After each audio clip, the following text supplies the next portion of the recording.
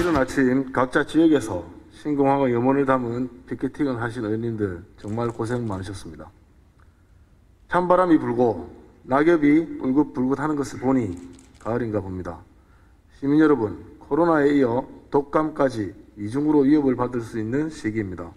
늦지 않은 시기에 독감 예방접종이라도 맞으시길 권유드리며 발언 이어가겠습니다. 공유 킥보드 춘추전국 시대, 문자 그대로 공유 전동 킥보드 업체들의 영토 경쟁 또한 뜨겁습니다.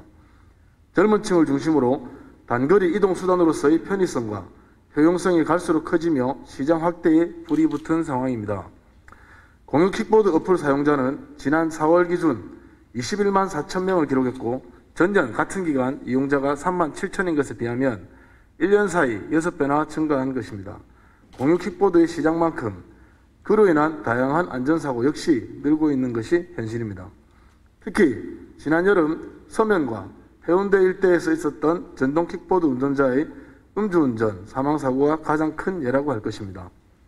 뿐만 아니라 공유 킥보드의 특성상 가까운 곳에서 찾아서 이용한 후 본인의 목적지 근처에 그냥 두고 위치만 전송하고 가는 경우가 많다 보니 킥보드가 넘어져서 일어나는 2차 사고, 그리고 특정 지역에 많이 몰리게 되어 일어나는 주차 문제 등 다양한 사회적 문제를 일으키고 있는 실정입니다.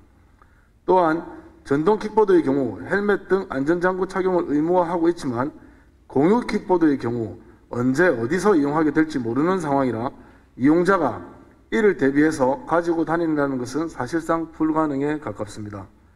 일부 지자체의 경우 도로 위 무단 적치물로 간주하여 업체에 과태료를 부과하고 있긴 하지만 제도적으로 이를 규제하기에는 상당한 애로사항이 많은 것이 현실입니다.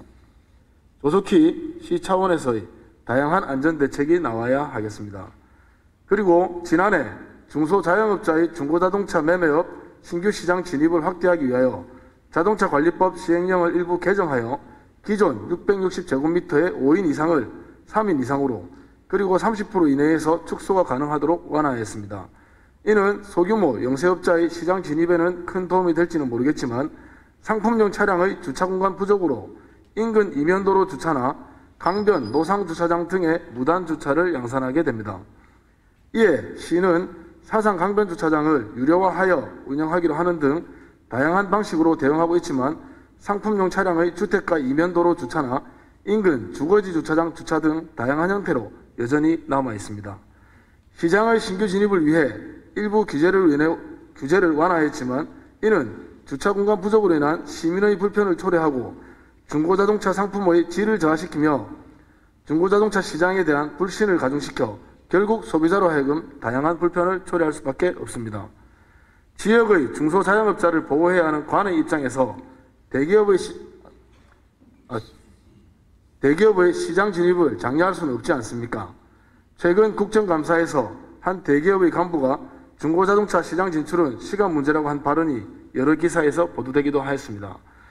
중고자동차 시장의 불신 문제는 업계와 시가 적극 협력하면 개선할 수 있습니다.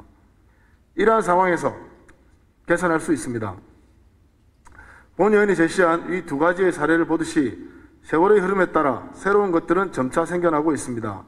규제를 완화하면 새로운 위협과 새로운 규제가 생겨나기 마련이고 또 강화를 하면 그에 따른 또 다른 부작용들이 늘어나는 것은 어쩔 수 없는 것일 수도 있습니다. 하지만 최소한 시민 편의와 안전이라는 큰 틀에서의 소신만큼은 꼭 지켜졌으면 하는 바람입니다. 작은 관심이 세상을 바꿀 수 있습니다. 시민의 안전이 보장되지 않은 신공항은 인정할 수 없습니다.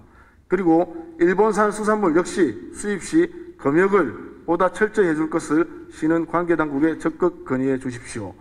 이제 한 해를 마무리하는 시점이 되어가는 것 같습니다.